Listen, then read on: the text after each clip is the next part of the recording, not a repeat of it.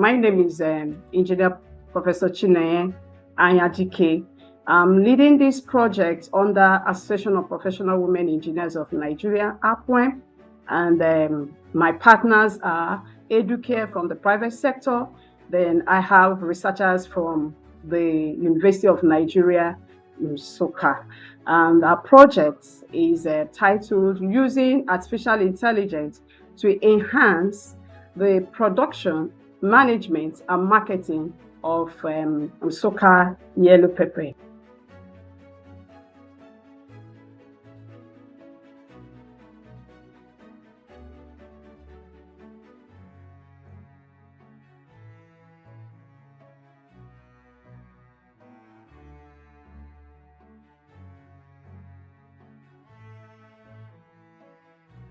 The IoT system measures moisture level in the soil, which has been programmed with the threshold of water requirement for Nsukka yellow pepper.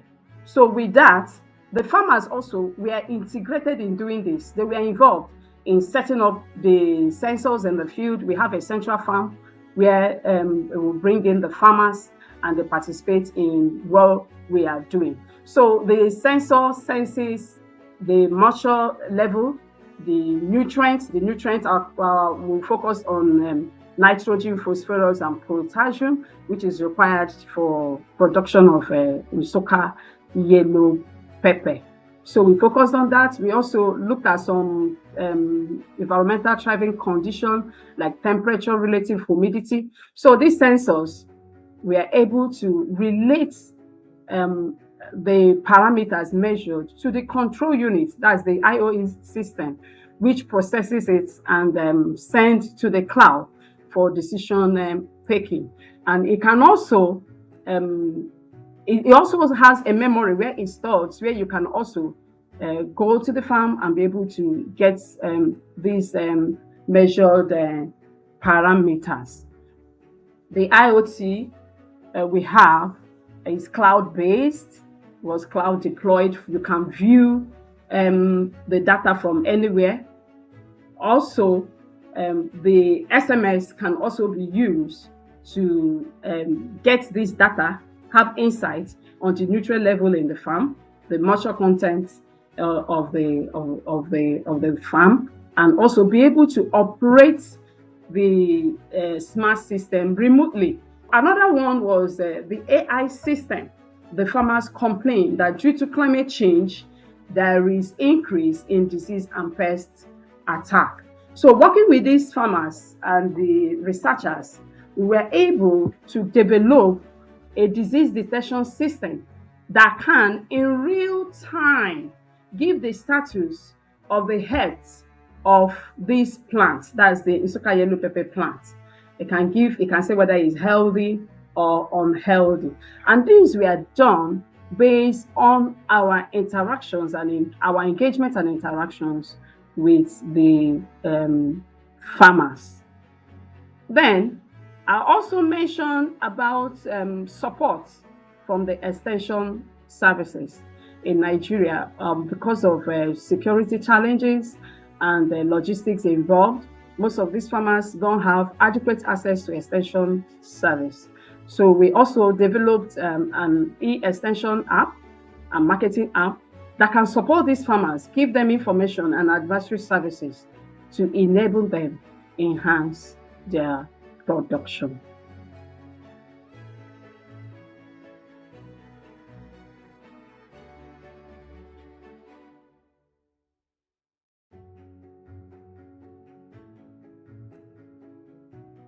The farmers were fully engaged from the beginning.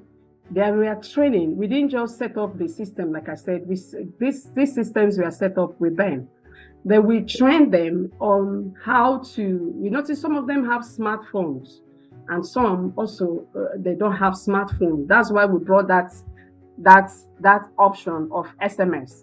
With your text message, you can query the smart system. You can send some code. We train them on the code to send G1.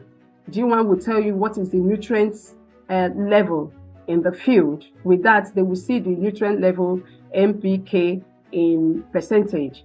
Then we have D2, which will tell them the moisture content of the soil. And this gives them an insight of what is happening in their field. So they were trained.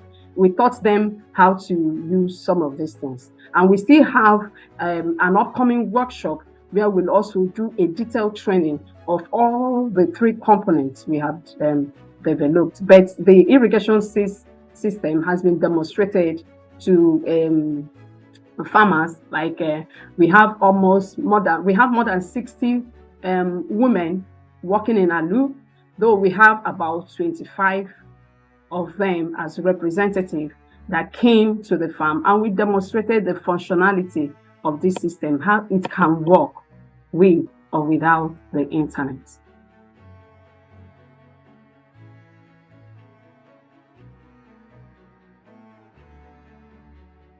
Whatever you're doing, that inclusivity is very, very important. I also want to mention that when we talk about inclusivity, in our projects, people living with disability, we are giving opportunities. They worked with us. As a matter of fact, our power source for the disease detection system was developed by a person living with disability. He was empowered and he developed it. And he's excited about doing so much more for the project. I want to say also thank you again for the Gender Innovative Design by Inclusion workshop that we were choosing to organize. Through it, we also displayed and demonstrated these tools, and the farmers are excited. They're asking, when is it going to be installed for them? Who are mainly women. Some of them are complaining bitterly. They spend so much resources on their farms with little to show for their hard work.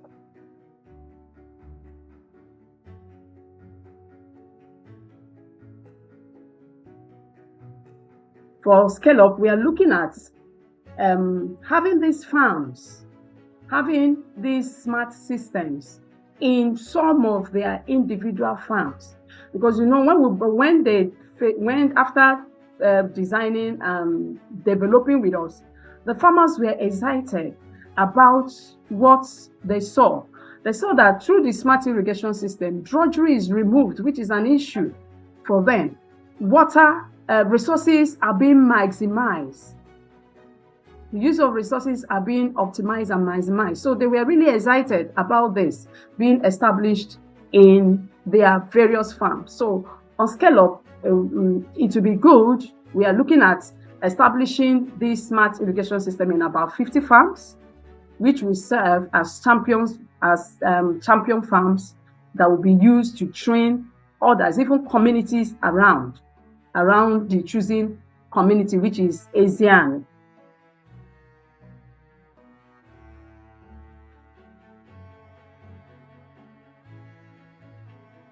I will say collaborative and inclusive engagement that will incorporate the indigenous experiences and knowledge of the stakeholders is very, very important in developing AI systems that will be sustainable.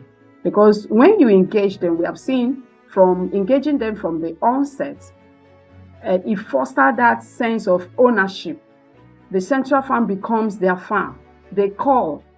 Some of them called once in a while and said, how is our farm doing? When are we coming? We are coming to the farm. They are excited about it. So if we didn't engage them, if their voice were not heard, if they're not part of what we were doing, there is no way we would have gotten some of these responses from them. I want to especially thank the ED of ATPS, Professor Nicholas Ozo, and all the staff of ATPS and the project founders. Really appreciate our national coordinator, Professor Michael Madukwe. He was really on top of his game. His advice, his guidance helped us to get to this level. And also want to, like I said earlier, thank the Vice Chancellor of University of Nigeria, Nsukka, for his full support, and all the deans of the researchers that have made meaningful contribution to this project. And the private sector, Educare, Engineer Alex Onye, and my president, Engineer Dr. Elizabeth Eterigo, the appointed president, and all the council members. And I also want to appreciate every staff of ATPS, the training we have received. There have been some outfalls of those training. We have been able to train other youths, train youths in the universities, and even in secondary school. Let me mention that a 14-year-old child joined us in developing the DGS system. After teaching them on how to get some of these things done, they developed smart systems that will amaze you. So I really want to say thank you. This project has given us an opportunity as APWEB, knowing that we are interested in STEM, advocacy, the girl child, empowering the women, especially now with the focus on the rural women, to, encourage them, empower them. And thank you to the project manager. Thank you so much for, all the correction when we submit our technical reports and the rest of them. It has really helped to shape this project. I'm grateful.